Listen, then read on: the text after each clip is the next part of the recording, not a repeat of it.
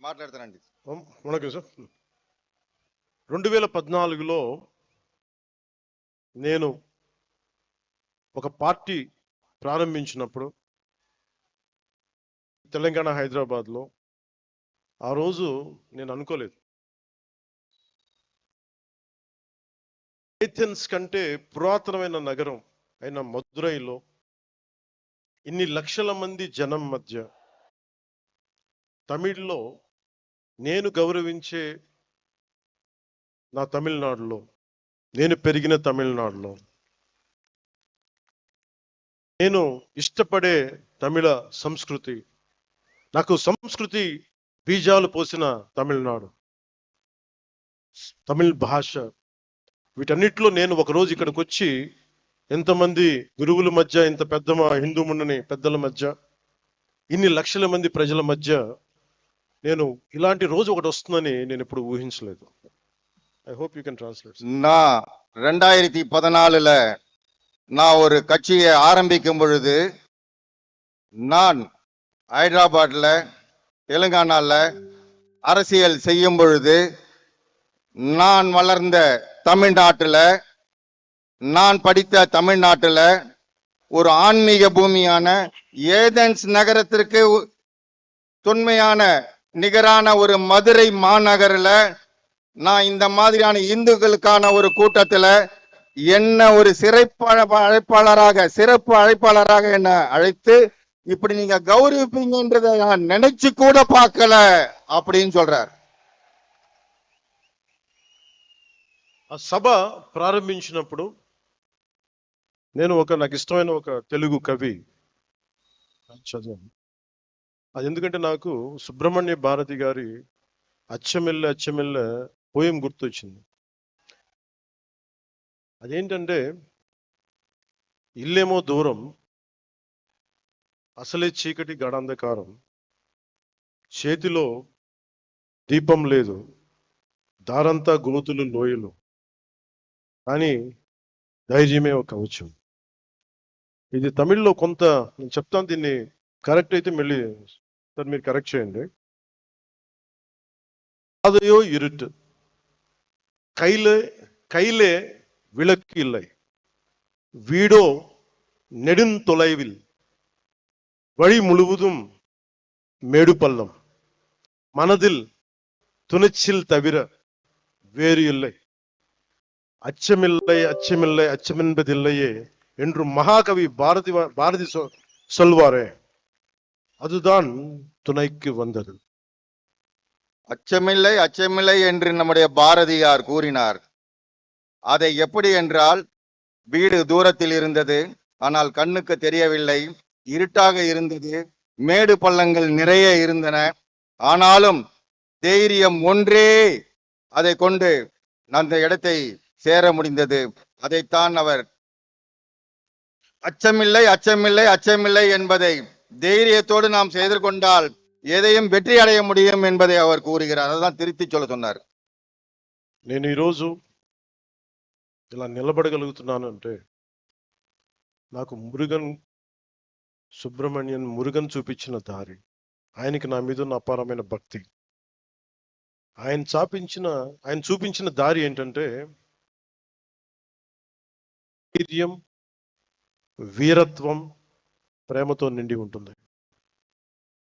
முருகன் என்னுடைய கடவுள், எனக்கு தைரியத்தை கொடுத்தவர் அவர்தான். அவர் கொடுத்த ஒவ்வொரு வழியையும் தைரியத்தையும் பார்த்துதான் இன்னைக்கு நான் இந்த இடத்துல நிக்கிறேன்றத சொல்றாரு அவர். మురుగన్ చూపించిన దారిలో నడిస్తే విజయమే వస్తుంది, మంచి కోసం మార్పే తెస్తుంది. முருகன் காட்டின வழியில நாம நடந்தா நல்லதே நடக்கும், வெற்றியே நடக்கும், நமக்கு எல்லாமே நல்லதே நடக்கும், வெற்றி தான் நடக்கும்ன்றத அவர் சொல்றாங்க. ఈ దారి కష్టమైనది కానీ బలాన్ని ఇచ్చేది, ధైర్యాన్ని నింపేది, అనుకున్నది సాధించేది. இந்த பாதை மிக மிக கடினமானது, ஆனா இந்த பாதையை நம்ம கடந்துதான் ஆகணும். அதுக்கு முருகனை நினைச்சு நம்ம கடுமையாக போராடி நிச்சயமாக வெற்றி அடைய வேண்டும் என்ற நோக்கத்தோட போகணும்னு சொல்றாங்க. మనం వెళ్ళే దారిలో, మనం ఎంచుకున్న దారిలో శత్రువులు, అరాచక శక్తులు ఉంటాయి, భయపెడతాయి. కానీ வீரவேல் வெற்றிவேல் முருகன் தோடுண்டகா మనకేంటి భయం? நம்முடைய பாதையில ராட்சசர்கள், கொடுமையான ராட்சசர்கள் இருக்கிறாங்க. அந்த பாதையில நாம போகும்பொழுது வீரவேல் வெற்றிவேல் என்று சொன்னால் அந்த ராட்சசர்கள், கொடுமையானவர்கள் ஓடி போய் விடுவார்கள் என்று கூறுகின்றார். మార్పు అనేది ఒకటి. ఈరోజు మనందరం ఇక్కడ ఉన్నాం, గ్యాదర్డ్ హియర్, కానీ మార్పు తీసుకురావడానికి, మార్పుని తీసుకురావడంతో సాధ్యం, అంత ఈజీ, తేలిక కాదు. కానీ మనందరం కలిసికట్టుగా నిలబడి పోరాడితేనే వస్తుంది మనం అనుకుంటున్న మంచి మార్పు. நம்முடைய எண்ணங்கள் எல்லாம் நிறைவேற வேண்டும் என்றால் நிச்சயமாக நாமல் ஒன்றாக இணைந்துதான் இதற்கு இந்துத்துவக்காக போராட வேண்டும் என்று சொல்கிறார். அப்படி ஒற்றுமையாக நாம் போராடினால் நிச்சயமாக நமக்கு வெற்றி கிடைக்கும் என்று கூறுகிறார். காலத்துக்கு பொருத்தமான எனக்கு பிடித்த திருக்குறள் ஒன்று உள்ளது. அந்த குறள் சொல்கிறது, சுண்டலிகள் ஆயிரக்கணக்கில் படை எடுத்தாலும் ஒரு நாகுபாம்பு பார்த்து சீறினால் போதும், அந்த எலிக்கூட்டம் காணாத போய்விடும். அதுபோல நமது எதிரிகள் எவ்வளவு பேர் இருந்தாலும் முருகனின் தந்தை சிவபெருமான் கழுத்தில் உள்ள நாகம் பார்த்தாலே போதும், காணாத போய் விடுவார்கள். உங்களுக்கு டிரான்ஸ்லேட் பண்ணணும்னு தேவையில்லை. எனவே மாற்றம் வருவது உறுதி. Change is bound to happen. మార్పు తథ్యం. మనం అనుకున్నది సాధిస్తాం, మన ధర్మానికి నిలబడతామని తెలియజేసుకుంటూ మీ అందరికీ நன்றி, வணக்கம். மாற்றம் ஒன்று மாறாதது. நிச்சயமாக தர்மத்தின் தலைமை நிலை நின்று, தர்மத்தின் பாதை நின்று நாம் ஜெயிக்கத்தான் போகிறோம், ஜெயித்து காட்டுவோம் என்று கூறி நான் வணக்கம் கூறுகிறேன்.